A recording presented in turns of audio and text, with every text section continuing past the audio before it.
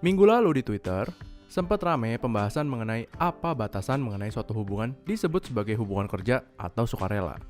Perdebatan ini dimulai dari dibukanya, dalam tanda kutip, lowongan untuk audisi ekspedisi Indonesia Baru oleh Watchdog, media pembuat video dokumenter. Dibuat dengan desain yang mirip dengan lowongan kerja, ditampilkan ada beberapa persyaratan yang harus dikumpulkan pada saat pendaftaran. Di dalamnya termasuk juga CV atau kurikulum vitae. Tapi, yang buat netizen Twitter geram adalah syarat umum keempat, yakni bersedia tidak mendapat imbalan atau gaji, namun logistik dan akomodasi selama ekspedisi akan dipenuhi. Banyak yang lalu bertanya, bedanya apa dengan unpaid internship yang sering dikritik masalah kesejahteraan pekerjanya? Selain tidak adanya komponen gaji, banyak juga yang menyayangkan tidak adanya perlindungan asuransi, padahal ada pengikatan 1 tahun tanpa jeda.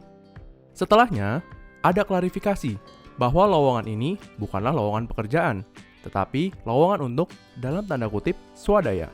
Jadi ini bukan hubungan kerja katanya. Ditambahkan dengan penekanan bahwa konten akan dimiliki bersama. Tapi, apakah pemberian disclaimer seperti ini saja cukup untuk secara hukum menyampingkan ketentuan ketenagakerjaan? Unsur hubungan kerja. Dari aspek hukum, sebenarnya mudah untuk memisahkan apakah suatu hubungan itu adalah hubungan kerja atau bukan. Karena pada pasal 1 angka 15 Undang-Undang Ketenagakerjaan telah ditegaskan kalau hubungan kerja itu memiliki 3 unsur, yakni unsur pekerjaan, unsur upah, dan unsur perintah. Unsur pertama yakni unsur pekerjaan, mengacu pada jenis pekerjaan yang telah diperjanjikan di dalam perjanjiannya. Mungkin saja dalam sebuah perjanjian kerja tidak ditetapkan macam dan jenis pekerjaan, jadi yang berlaku adalah kebiasaan. Di dalam lowongan tersebut, tidak nampak jelas apa jenis pekerjaannya. Tetapi, ada syarat yang harus dipenuhi, yakni memahami dasar videografi, fotografi, dan atau penulisan. Dari sini, bisa saja diasumsikan bahwa akan ada jenis pekerjaan yang mencakup konteks videografi, fotografi, dan atau penulisan, karena persyaratan ini wajiblah dipenuhi. Jika asumsi ini benar, dan memang ada produksi video, foto, dan atau tulisan, maka unsur pekerjaan ini terpenuhi. Unsur kedua, yakni unsur upah, yang dalam hal ini jelaslah tidak ada, karena telah ditegaskan tidak ada imbalan.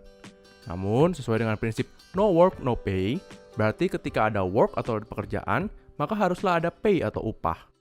Selanjutnya, pasal 1 angka 1 PP 36 tahun 2021 tentang pengupahan juga telah menegaskan kalau upah itu adalah hak atas imbalan terhadap pekerjaan dan atau jasa yang telah dilakukan oleh pekerja.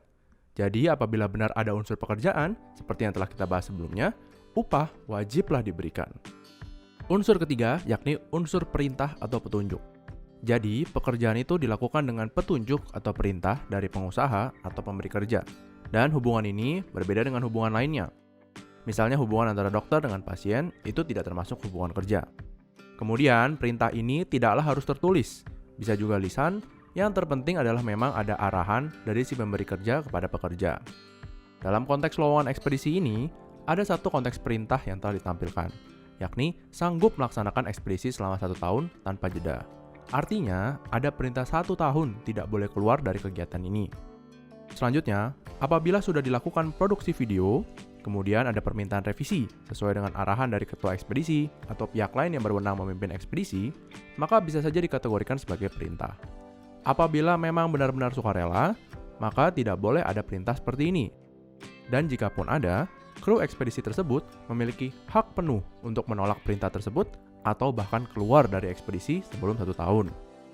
Jadi, sebuah hubungan dianggap sebagai hubungan kerja atau bukan tidak dilihat dari judul lowongan atau judul hubungannya, tetapi apakah ketiga unsur di atas ini terpenuhi atau tidak. Jika terpenuhi, maka masuk ke dalam rezim ketenagakerjaan. Jika tidak, mungkin masuk ke dalam rezim hubungan yang lainnya. Kedepannya, kita semua wajib cermat dalam menganalisis sebuah hubungan kerja, karena memang banyak pihak yang mencoba untuk menghindari terjadinya hubungan kerja, padahal ketiga unsurnya terpenuhi. Yang penting, hubungannya dilaksanakan tanpa ada unsur kekhilafan, penipuan, atau paksaan. Dan jika bisa, dituangkan dalam bentuk perjanjian, meskipun bukan perjanjian kerja, tetapi bisa dibuat perjanjian kerjasama agar sama-sama nyaman. Demikian adalah penjelasan singkat mengenai hubungan kerja.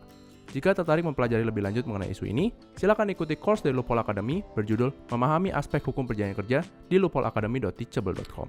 Sampai jumpa!